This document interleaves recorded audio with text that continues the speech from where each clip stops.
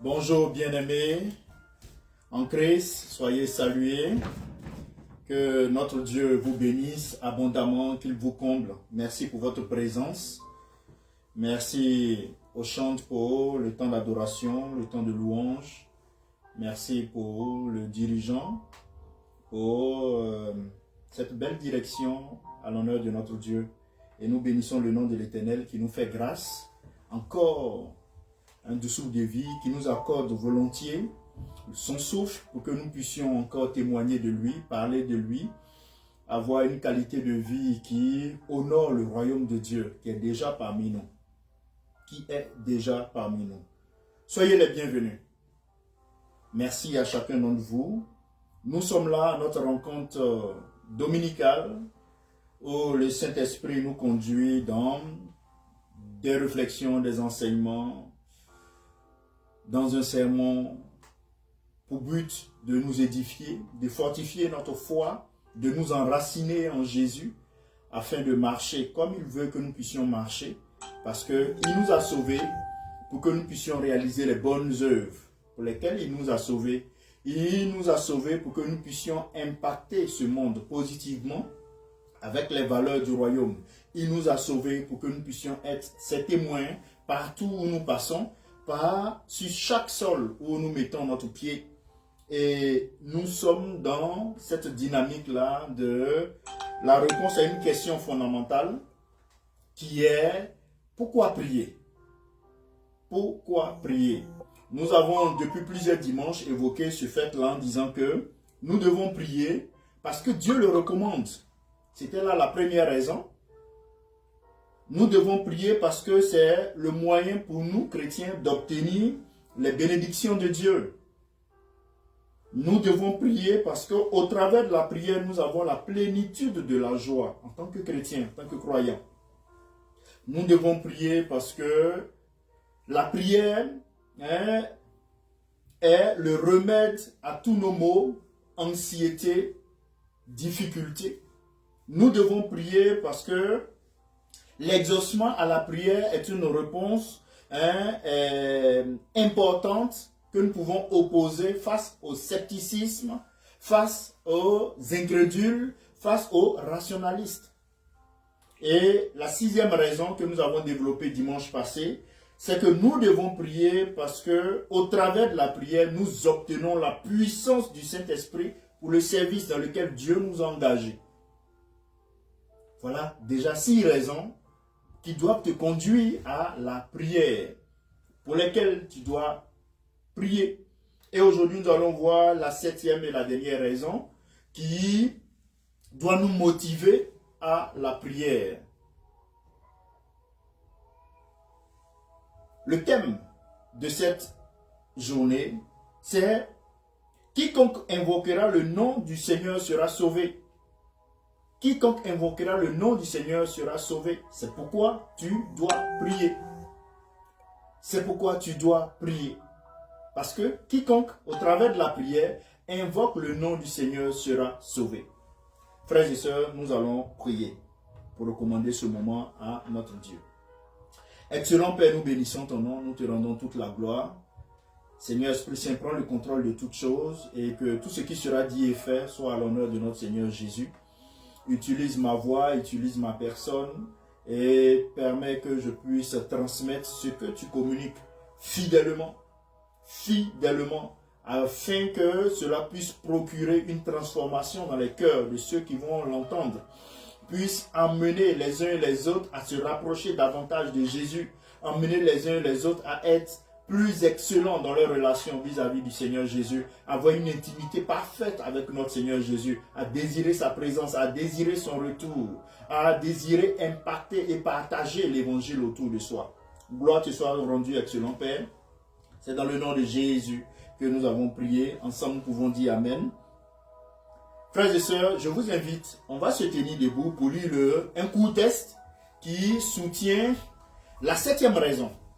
Voilà, c'est une continuité. Nous avons évoqué et énoncé beaucoup de versets bibliques que nous parcourons et nous allons aujourd'hui encore parcourir beaucoup d'autres.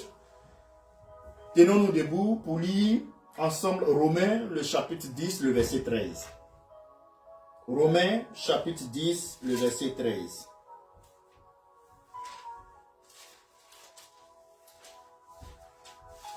Romains le chapitre 10, le verset 13 nous dit ceci.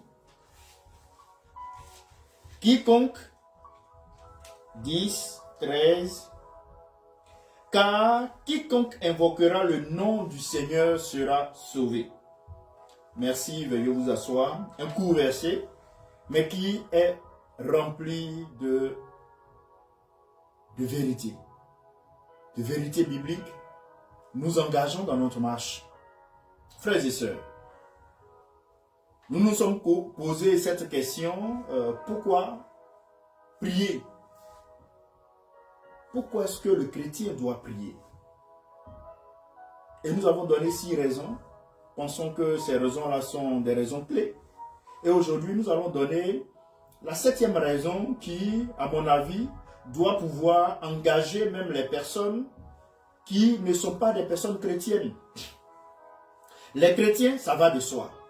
Mais même ceux qui ne sont pas chrétiens, ils doivent prier parce qu'au travers de la prière, en invoquant le nom du Seigneur,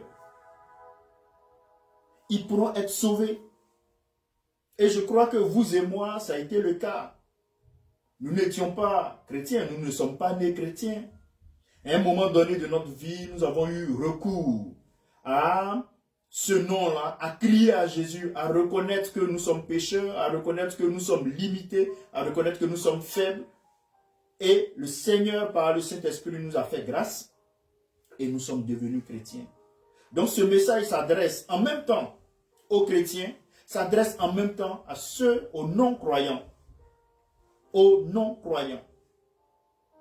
Frères et sœurs, la prière est l'une des activités spirituelles les plus fondamentales et essentielles dans la vie d'un croyant. Elle est ce canal-là de communication entre Dieu et l'homme, entre le Créateur et sa créature. Et c'est par la prière que nous invoquons le Seigneur dans notre vie quotidienne. Dans notre vie quotidienne. Et nous savons combien de fois nos vies sont parsemées de séquences. Et aujourd'hui, vous allez comprendre que quelles que soient ces séquences, bonnes ou mauvaises, à chaque fois qu'on invoquera le nom du Seigneur Jésus, le secours viendra, l'aide viendra, l'assistance viendra, la capacité de tenir dans ce temps trouble viendra. En nous appuyant sur Romains 10, le verset 13 que nous venons de lire, car quiconque invoquera le nom du Seigneur sera sauvé. Nous pouvons comprendre l'importance capitale de la prière dans le salut et la vie chrétienne. Dans un premier temps, pour les non-croyants qui invoquent le nom de Jésus, ils ont accès au salut. Et nous tous qui étions d'abord non-croyants, ayant invoqué le nom de Jésus, nous avons eu le salut. Nous avons été sauvés. Contrairement aux brigands à la croix qui, en même temps, ayant été sauvés, est directement allé au paradis, avec notre Seigneur Jésus. Nous sommes encore sur terre. Nous sommes encore sur terre. Donc, nous avons été sauvés en invoquant le nom de Jésus. Mais comme nous sommes encore sur terre, nous avons toujours la capacité d'invoquer le nom de Jésus par rapport au temps de vie que nous avons sur cette terre, par rapport aux situations que nous allons vivre sur cette terre, par rapport aux joies, aux difficultés et que nous allons vivre sur cette terre. Donc, que ce soit le non-croyant, que ce soit le croyant, chacun est amené à invoquer le nom du Seigneur Jésus. Ça sous-entend prier. C'est la 7e raison qui doit pouvoir te conduire à la prière. Frères et sœurs, dans Romains 10, 13, il nous a dit que quiconque invoquera le nom du Seigneur sera sauvé. Il est donc permis à un pécheur qui est perdu de prier pour être sauvé, comme je l'ai évoqué tantôt. Et dans Luc 18, nous voyons le pauvre publicain se frappant la poitrine en criant, « Sois apaisé envers moi, qui suis un pécheur. » Et nous le voyons rentrant chez lui, justifié, sauvé par la grâce de Dieu le jour même. Ce publicain qui est venu sentant le poids du péché sur lui, l'impact du péché sur lui, il n'arrivait plus à porter ce fardeau. Et il est venu à Jésus. Lorsqu'il dit en Matthieu 11, 28, « Venez à moi, vous tous qui êtes fatigués et chargés, je vous donnerai du repos. » Ce publicain est venu déposer aux pieds de Jésus son fardeau. Et la Bible nous dit qu'il est rentré chez lui justifié. Oui, mon frère, ma soeur, tu es non-croyant, tu as accès à ce message, tu peux devenir croyant, tu peux devenir chrétien dans le nom de Jésus. Et tu verras à la fin de ce message, si tu restes là concentré, tu verras que non seulement le nom de Jésus te donne le salut, mais le nom de Jésus va te combler durant le temps de vie que tu as sur cette terre. Tu auras des moments de joie, il sera avec toi. Tu auras des moments de tristesse, il sera encore avec toi pour que tu puisses passer ces temps de tristesse, de difficulté, sans que cela ne te pèse. Tu auras la force de tenir dans la douleur et d'en sortir par le nom de Jésus. Tu auras la force de traverser le temps de maladie. Tu auras la force de traverser les temps troubles. Tu auras la force de traverser les tempêtes de ta vie. Les tsunamis dans ta vie. Tu ne vas pas céder au suicide parce que tu vas te dire que cette situation est sans fin. Non. Jésus avec toi dans cette situation, en invoquant son nom, tu verras qu'une porte s'entr'ouvrira pour que tu puisses t'en sortir. Voilà pourquoi il te dit qu'aucune tentation qui ne vous est survenue n'est au-delà de vos forces. Et Dieu, notre Dieu, qui est un Dieu d'amour, a préparé une porte de sortie. Mais il faut que tu invoques le nom de Jésus et que tu crois que Jésus a la capacité, étant Dieu, de te faire sortir de cette situation. Frères et sœurs, de même, nous voyons la touchante histoire du brigand sur la croix qui se tourne vers Jésus crucifié à côté de lui en disant « Seigneur, souviens-toi de moi quand tu seras dans ton règne, quand tu viendras, et voilà, pardon, quand tu viendras dans ton règne. » Et la promesse bénie du Seigneur, c'est celle-là. Il dit « Aujourd'hui, tu seras avec moi dans le paradis. Aujourd'hui, tu seras avec moi dans le paradis. » Et nous le voyons très bien en Luc, le chapitre 23, les versets 39 à 43. Notre Seigneur dit au brigand à côté de lui à la croix, qui est venu reconnaître sa faiblesse, qui est venu reconnaître qu'il avait besoin de Jésus, qui a invoqué l'action de Jésus, le nom de Jésus. Jésus lui a dit, aujourd'hui même, tu seras avec moi dans le paradis. Ainsi, frères et sœurs, les pécheurs perdus ont le droit de prier. Ont le droit de prier. Et toute âme qui invoque sincèrement le nom du Seigneur Jésus sera sauvée. Qui invoque sincèrement le nom du Seigneur Jésus sera sauvé. Raison de plus pour toi d'évangéliser. Raison de plus pour toi d'avoir une vie calquée sur les valeurs du royaume. Raison de plus pour toi de manifester cette joie-là, d'avoir toi-même été déjà sauvé. Et tu communiques cette joie autour de toi à ceux-là qui n'ont pas encore la latitude, la grâce de connaître Jésus. Oui, même le non-croyant a le droit de prier et prier en reconnaissant le nom de Jésus, en acceptant Jésus comme Seigneur et Sauveur, sera sauvé. Bien entendu, frères et sœurs, la Bible ici nous affirme de nombreuses fois que croire est le facteur décisif dans la régénération. Croire au Seigneur Jésus et tu seras sauvé. Et ça, c'est Paul et Silas qui disaient cela aux geôliers en Acte 16, le verset 31. Crois au Seigneur Jésus et tu seras sauvé. Crois au Seigneur Jésus et tu seras sauvé. Et non seulement lui, mais aussi sa famille. Non seulement lui, non seulement ce geôlier, mais aussi sa famille. Et ça a été le cas. Quand vous parcourez Acte 16, vous lisez l'histoire de Paul et Silas en prison, ayant eu le secours miraculeux de Dieu. Le geôlier voulait se donner la mort. Le geôlier voulait se donner la mort. Mais nous avons, le geôlier voulant se donner la mort, nous avons pu comprendre que non seulement Paul et Silas l'ont interpellé, l'ont secouru de cette peur qui allait le conduire à la mort, et au travers de lui, sa famille aussi a été sauvée. Frères et sœurs, Jésus dit aussi à Nicodème, afin que quiconque croit en lui, en qui? Le Fils de Dieu, ne périsse point, mais qu'il ait la vie éternelle. Jean chapitre 3, le verset 16. Et encore dans Jean chapitre 6, le verset 47, il est dit, en vérité, je vous le dis, celui qui croit en moi a la vie éternelle.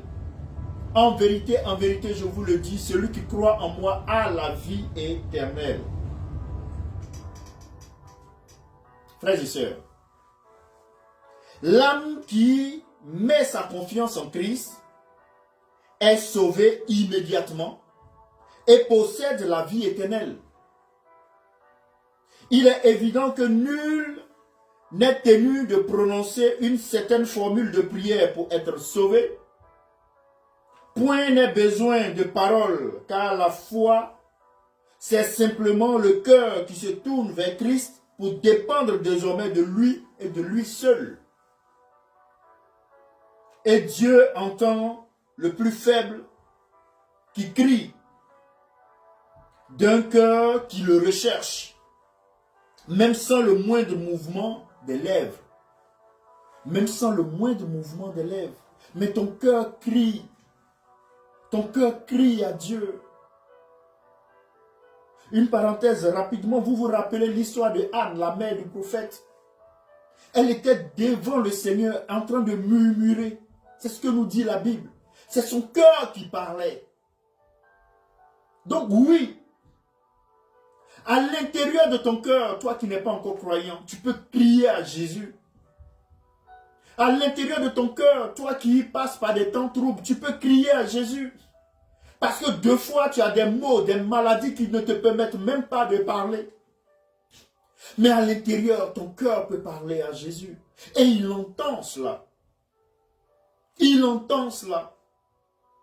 Et notre Dieu qui entend nos prières nous parle en retour. Et il agit lorsqu'on s'attend à lui. Attends-toi à Dieu, attends-toi à Jésus, et il agira dans ta vie. Mais bien souvent, le pas tremblant de la foi est rendu plus ferme quand l'être humain s'exprime dans la prière. Change en parole son cri d'appel, dit sa décision de se confier en Dieu. Oui, frère, même les pécheurs ont le droit de prier.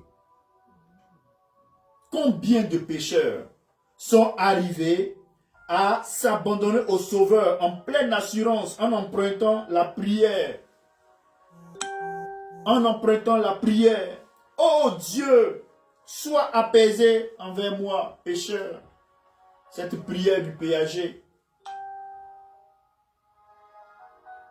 Ainsi, frères et sœurs, s'il se trouve que tu sois encore inconverti, non-croyant, sois rassuré, tu peux librement en appeler à Dieu pour obtenir son pardon et sa miséricorde. Sois rassuré que Dieu t'entendra et qu'il t'a déjà entendu quand tu l'as invoqué pour être pardonné et sauvé. Dieu t'a déjà entendu.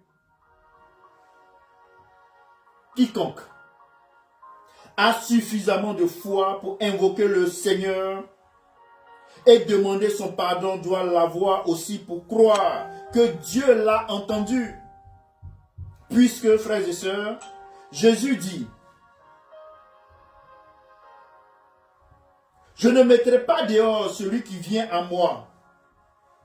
Jean chapitre 6, le verset 37. Et tout pécheur peut s'approprier librement la promesse bénie. Quiconque invoquera le nom du Seigneur sera sauvé. Oui. Tu t'interroges. Comment dois-je m'y prendre pour être sauvé? Que dois-je faire pour être sauvé? Oui, cette parole est à toi. Quiconque invoque le nom du Seigneur sera sauvé. Lorsqu'on retourne à Jean 3,16, car Dieu a tant aimé le monde qu'il a donné son Fils unique, afin que quiconque croit en lui ait la vie éternelle. Ne périsse pas, mais ait la vie éternelle. Et ici, avec Romains 10,13, car quiconque invoque le nom du Seigneur sera sauvé. Voici ta réponse. Voici la solution pour toi. Invoque le nom du Seigneur avec sincérité. Demande à Jésus. Présente ton cœur à Jésus. Présente ta situation à Jésus. Présente ta vie à Jésus. Et il interviendra. Frères et sœurs, cela m'amène à évoquer quelques éléments qui vont nous aider à mieux cerner la puissance de cette parole, la puissance de ce verset. Vous verrez que dans un premier temps, invoquer le nom du Seigneur, c'est un acte de foi et d'humilité. Invoquer le nom du Seigneur est un acte de foi et d'humilité. Quiconque, comme nous le dit Romains 10, 13, car quiconque invoquera le nom du Seigneur sera sauvé. Ce verset met l'accent sur l'universalité de l'appel au Seigneur. Toute la terre est appelée à recevoir le salut par notre Seigneur Jésus. Quiconque, sans distinction de race, de statut social ou d'arrière-plan, a la possibilité de se tourner vers Dieu. C'est un acte de foi qui démontre la confiance totale dans le pouvoir et la bonté de Dieu. Dans le pouvoir et la bonté de Dieu. Frères et sœurs, allons au livre de Jonas. Jonas chapitre 2, le verset 2. Jonas nous dit là-bas, dans sa prière, il dit, dans ma détresse, j'ai invoqué l'Éternel et il m'a exaucé. Dans ma détresse, j'ai invoqué l'Éternel et il m'a exaucé. Jonas, dans une situation de désespoir, a invoqué le nom de l'Éternel et Dieu l'a délivré du ventre du poisson. Cela montre que lorsque nous prions avec foi, Dieu intervient dans nos situations aussi désespérées soient-elles. Il te faut croire que Dieu est vivant, qu'il existe, qu'il est capable d'agir et de changer cette situation. Et tu verras la main de Dieu tendue vers toi dans cette situation pour saisir ta main et t'en faire sortir. Ça a été le cas de Jonas. Dans le ventre du poisson, il a reconnu que Dieu est Dieu, qu'il avait tort. Instruction a été donnée au poisson d'aller recracher Jonas en bordure.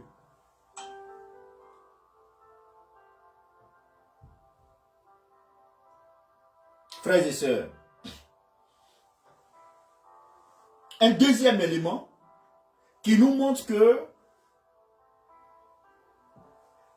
quiconque invoque le nom du Seigneur sera sauvé. C'est que la prière pour le salut, c'est la prière pour le salut de l'âme. Lorsque nous nous engageons dans les campagnes d'évangélisation pour gagner des âmes à Dieu, nous rentrons dans des dimensions de prière pour que les âmes soient retirées de l'enfer pour Jésus, soient retirées de la voie de l'enfer pour Jésus, soient retirées des vies où les mœurs sont perturbées pour Jésus. Frères et sœurs, Actes chapitre 2, le verset 21 nous dit ceci. Alors quiconque invoquera le nom du Seigneur sera sauvé. Ce verset est tellement puissant qu'il a été cité, que ce soit dans l'Ancien Testament avec Jonas, que ce soit dans le Nouveau Testament. Nous avons vu avec Romains, nous le voyons encore avec Jean 3,16, nous le voyons encore dans le livre des Actes extraordinaires. Ce verset souligne l'invocation du nom du Seigneur. Et cette invocation du nom du Seigneur est un appel à la repentance et à la conversion. À la repentance et à la conversion. Frères et sœurs, par la prière, nous reconnaissons que Jésus est Seigneur et Sauveur. Et c'est le chemin vers la rédemption. Au travers de la prière, tu reconnais que Jésus est Seigneur et Sauveur. Et là maintenant, tu as emprunté le chemin de la rédemption. Le chemin de la rédemption. Frères et sœurs, lorsqu'on retourne à Luc 23, les versets 42 à 43, nous retrouvons l'histoire du brigand à la croix que j'avais évoqué. Donc le brigand sur la croix, il dit à Jésus, « Souviens-toi de moi quand tu viendras dans ton règne. » Jésus lui répondit, « Je te l'ai dit en vérité. Aujourd'hui, tu seras avec moi dans le paradis. Aujourd'hui, tu seras avec moi dans le paradis. » Ce brigand est dans un dernier acte de foi, a invoqué le nom du Seigneur, demandant grâce.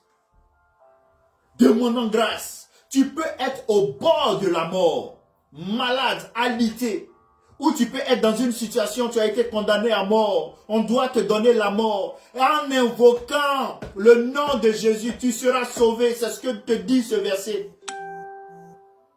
Ce verset ne t'encourage pas à demeurer dans le péché pour attendre le dernier jour, pour te repentir, parce que tu ne sais pas quand tu seras appelé. Voilà pourquoi il faut vivre dans la sanctification, dans la droiture, dans l'intégrité, dans les valeurs du royaume. Mais si tu n'as pas connu Jésus, le jour où on te l'annonce, par exemple aujourd'hui, où tu entends parler de Jésus, peut-être que c'est ton dernier jour. Ne remets pas à demain cette occasion d'appeler à Jésus. De lui dire, Seigneur, j'ai besoin de toi, je veux changer de vie. Sauve-moi, comme ce brigand qui immédiatement a eu sa vie changée et a eu accès au paradis.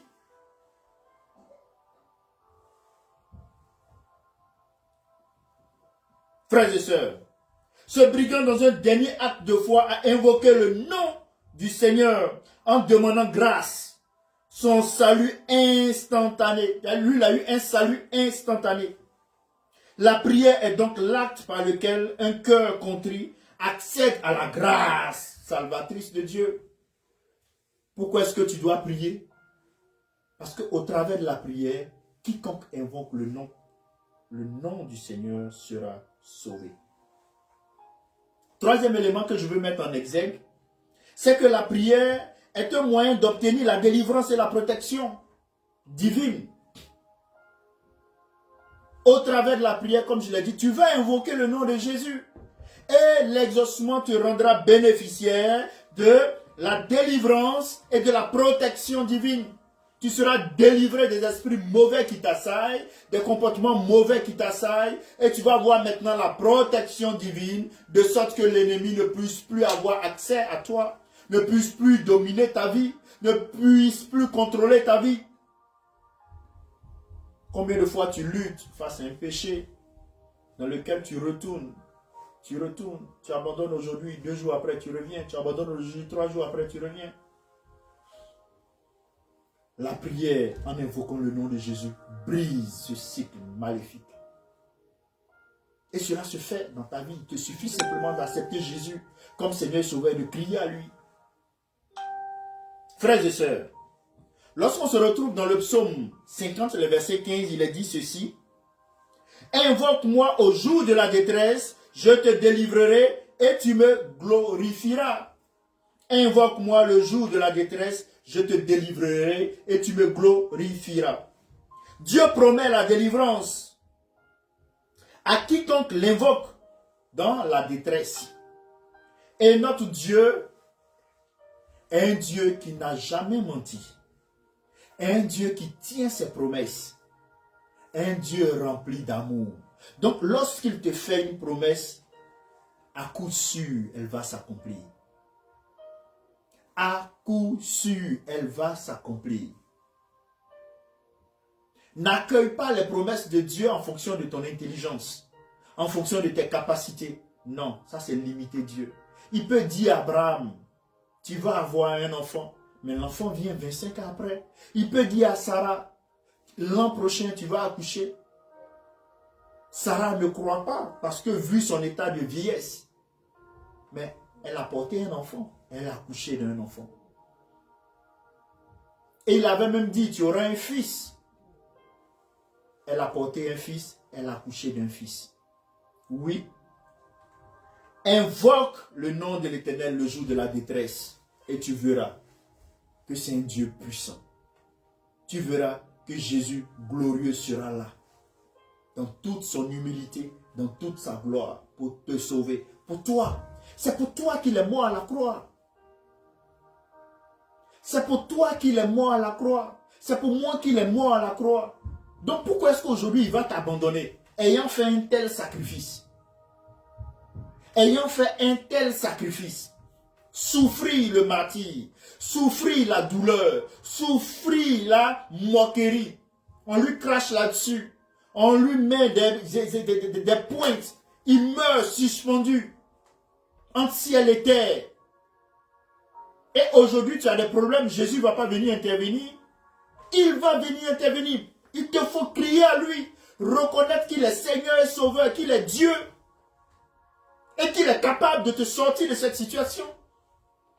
Qu'il est capable de te combler, qu'il est capable de te donner le salut, qu'il est capable de te donner la force, l'équipement nécessaire pour cette vie dans laquelle il t'a engagé pour sa gloire.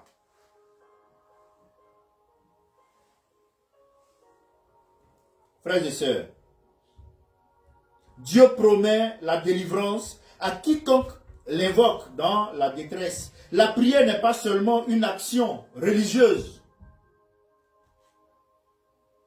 Ce n'est pas seulement une action religieuse, mais un cri de l'âme qui appelle à l'aide de Dieu, à l'aide divine.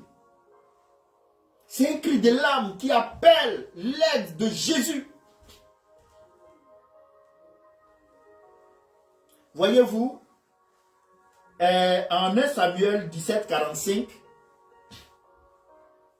David face à Goliath,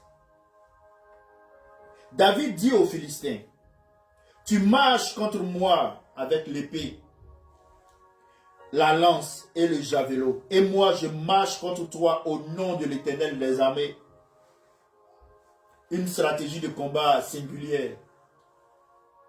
David a invoqué le nom du Seigneur dans une bataille qui semblait perdue d'avance. Et qu'est-ce qui s'est passé? Nous allons voir. Mais grâce à cette prière de foi, il a été victorieux. La situation a changé. C'est-à-dire, tu peux te retrouver dans une situation où on doit te vider de ta maison. Le loyer, il est impayé. On doit te vider de ton entreprise parce que tu ne fais pas partie d'un parti politique.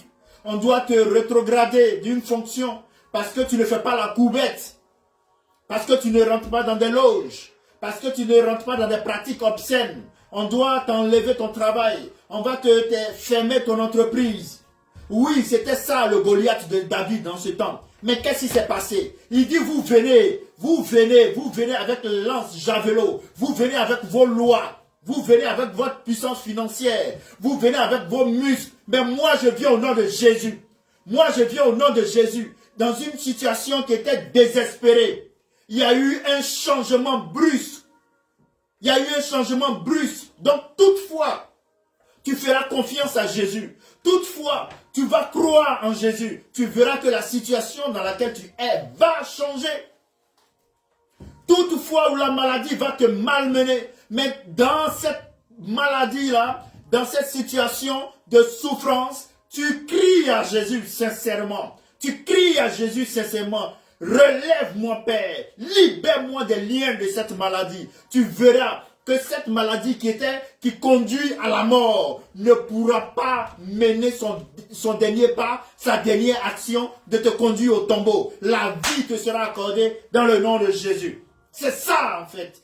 Car quiconque invoque le nom du Seigneur sera sauvé. Cela démontre que par la prière, Dieu nous accorde la victoire sur nos ennemis spirituels ou physiques. Sur nos ennemis spirituels ou physiques. Frères et sœurs, la prière est un moyen d'obtenir la délivrance et la protection divine. Quelle est ta situation? Dans quoi te retrouves-tu? Dans un scandale? Dans une douleur énorme parce que tu as perdu un proche?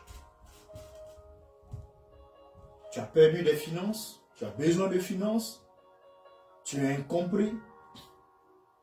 Crie à Jésus. Et ce Goliath qui est face à toi, qui veut te nuire, qui veut te détruire, sera détruit par l'action de Dieu dans ta vie. Par l'action de Dieu dans ta vie. Car quiconque invoque le nom de Jésus sera sauvé. Quatrième élément que je vais évoquer, c'est que la prière est un acte qui ouvre les cieux pour recevoir les bénédictions. La prière est un acte qui ouvre les cieux pour recevoir les bénédictions. Et là, Jérémie 33, le verset 3 nous dit: invoque-moi et je répondrai. Je t'annoncerai de grandes choses, des choses cachées que tu ne connais pas. Des choses cachées que tu ne connais pas. Mais c'est lorsqu'on invoque le nom de Dieu, on crie à Jésus, que ces révélations nous sont faites. On voit le ciel qui est ouvert. Tu vas maintenant voir les anges qui montent avec tes requêtes, qui redescendent avec la réponse. Et tu commences à comprendre. Tu vois, oui, les écluses des cieux ouverts, les bénédictions descendent, les bénédictions qui sont contenues dans les lieux célestes, comme lit Éphésiens 1, Éphésiens 3, les versets 1 à 3. Nous sommes bénis de toute bénédiction contenue dans les lieux célestes. Oui, au travers de la prière, nous avons maintenant cette capacité-là d'avoir le ciel ouvert et ces bénédictions célestes descendent maintenant sur nous en abondance et nous sommes sur cette terre bénie, nous sommes sur cette terre en paix, nous sommes sur cette terre en joie, nous sommes sur cette terre équipés à affronter les difficultés, à passer les difficultés, à ne pas nous laisser retenir par les difficultés. Et cela n'influence pas notre engagement vis-à-vis de Jésus. Quels que soient les financements qui vont faiblir,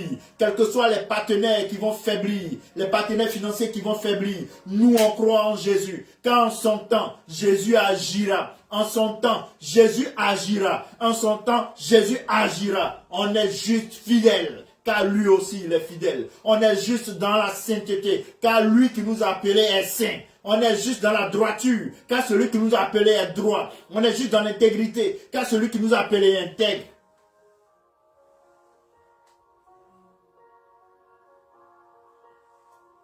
La prière ouvre la porte aux révélations et bénédictions cachées de Dieu. Par elle, Dieu révèle ses plans. Il révèle ses mystères et nous accorde les bénédictions que nous ne pouvons obtenir autrement. Que nous ne pouvons obtenir autrement. Tu comprends, mon frère, ma soeur, pourquoi est-ce que tu dois prier? Non seulement pour le salut, mais aussi pour le temps que Dieu te donne sur cette terre.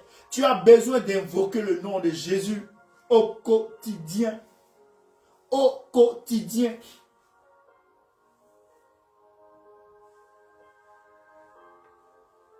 Salomon demande la sagesse. Et là, on se retrouve en 1 Roi, le chapitre 3, les versets 9 à 12. Il dit au Seigneur, accorde donc à ton serviteur un cœur intelligent pour juger ton peuple, pour discerner le bien du mal.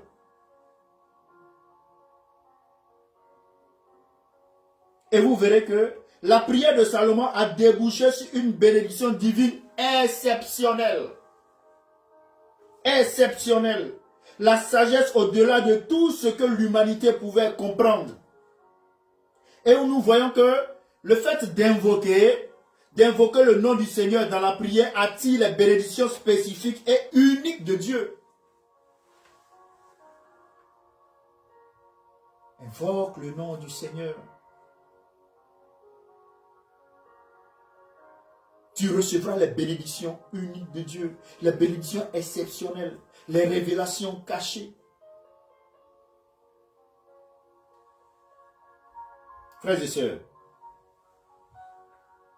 car quiconque invoque le nom du Seigneur sera sauvé. Le cinquième élément que je souligne avant de conclure, la prière est la clé pour la transformation et la guérison. Et au travers de la prière, on va invoquer le nom de Jésus. Et vous allez voir que quand vous invoquez le nom de Jésus, quand tu es non-croyant, il y a une transformation qui se fait. Et c'est au travers de cette transformation que tu deviens maintenant chrétien. Maintenant, tu auras la guérison parce que c'est pas seulement l'âme qui est sauvée, mais ton corps aussi est sauvé. De ton corps sont extirpés les cancers. De ton corps sont extirpés la tuberculose. De ton corps sont extirpés le VIH. De ton corps sont extirpés l'hépatite B. De ton corps sont extirpés la maladie de Lyme. De ton corps sont extirpés toutes sortes de maladies invalidantes, dites chroniques, dans le nom de Jésus. L'aveugle voit, le sourd entend, le paralytique marche, la stérile enfante. Pour la gloire de Dieu. Frères et sœurs, Jacques 5, le verset 15. La prière de la foi sauvera le malade et le Seigneur le relèvera. La prière de la foi ne sauve pas seulement l'âme, mais aussi le corps. Elle apporte guérison et restauration physique, émotionnelle et spirituelle. Nous avons une restauration qui est non seulement physique, qui est aussi émotionnelle et qui est spirituelle. Et ça, c'est dans le nom de Jésus que nous l'avons. C'est dans le nom de Jésus que tu l'as, mon frère et ma soeur.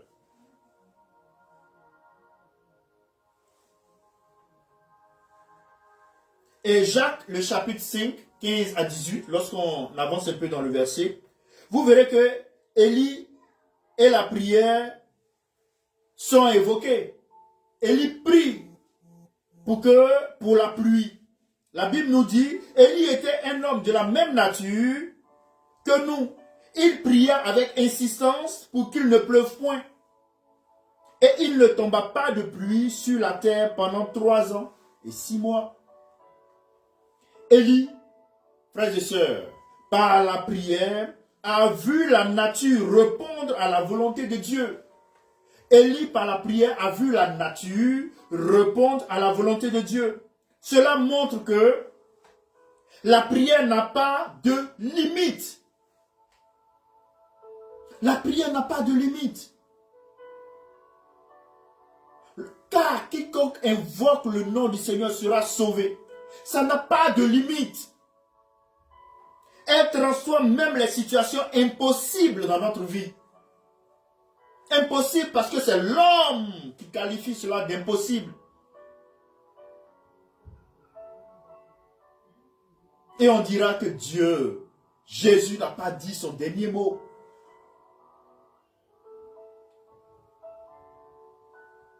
Frères et sœurs, je vais conclure en disant ceci. La prière est une âme puissante que Dieu a mise à la disposition des croyants. Depuis plusieurs semaines, nous sommes interrogés. Pourquoi prier? Pourquoi le chrétien doit prier? Nous avons donné 7 raisons fondamentales. Aujourd'hui, la 7e raison. Car quiconque invoque le nom du Seigneur sera sauvé. Et je conclus en disant que la prière est une arme puissante que Dieu a mise à la disposition des croyants. Invoquer le nom du Seigneur Jésus n'est pas un simple acte verbal, frères et sœurs, mais un engagement profond de foi qui ouvre les portes du salut, de la délivrance, de la guérison et des bénédictions. Dans chaque circonstance de nos vies, frères et sœurs, qu'il s'agisse de détresse ou de besoin, la prière est la clé pour expérimenter la puissance et l'intervention divine. La prière est la clé pour expérimenter la puissance et l'intervention divine. J'aimerais vous exhorter, chers frères et sœurs, que chaque croyant, chaque chrétien adopte la prière comme un style de vie, invoquant continuellement le nom du Seigneur pour voir sa main agir dans tous les domaines de nos vies. Par la prière, chers frères, chers amis, non seulement nous sommes sauvés, mais nous apportons aussi le ciel sur la terre. Parce que le Seigneur Jésus a dit que le royaume de Dieu est déjà parmi vous. Et au travers de la prière, nous manifestons les valeurs du royaume. Nous accroissons ces valeurs-là. Oui. Pourquoi le chrétien doit prier? Le chrétien doit prier parce que Dieu recommande cela. C'était la première raison. Le chrétien doit prier parce que c'est un moyen d'obtenir les bénédictions. C'était la deuxième raison. Le chrétien doit prier parce que au travers de la prière, nous avons la plénitude de la joie. Troisième raison. Le chrétien doit prier parce que la prière est le remède à tous nos maux, l'issue hors de nos soucis et de nos anxiétés. Ça, c'était la 4e raison. La 5e raison, c'est que l'exaucement à nos prières est un argument que nous pouvons opposer à ceux-là qui sont incrédules, qui sont sceptiques et qui sont idolâtres, qui sont rationalistes. La 6e raison, c'est que la prière nous permet d'obtenir la puissance du Saint-Esprit dans le service de Dieu. Et la 7e raison que nous venons de parcourir, c'est que nous devons prier car quiconque invoque le nom de Jésus sera sauvé. Si tu n'es pas chrétien, tu veux l'être. Tu peux faire cette prière avec moi. Tu peux dire Seigneur Jésus, j'ai vécu une vie de péché et je veux en sortir. Je prie que tu m'aides à cela. Pardonne mes péchés et accepte-moi. Je t'accepte comme Seigneur et Sauveur de ma vie. Prends le contrôle de ma vie. Apprends-moi à aimer. Apprends-moi à pardonner. Apprends-moi à marcher d'une manière qui t'honore, qui te glorifie. J'ai foi en toi, je crois en toi. Merci Seigneur Jésus pour le contrôle de ma vie que tu prends maintenant. Que cela se fasse pour la gloire de Dieu et pour la paix, pour la joie, la manifestation de ton amour dans ma vie au quotidien.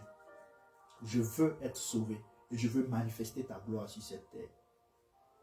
Je t'adresse cette prière dans le nom de Jésus. Amen. En ayant fait cette prière simple, tu es maintenant sauvé.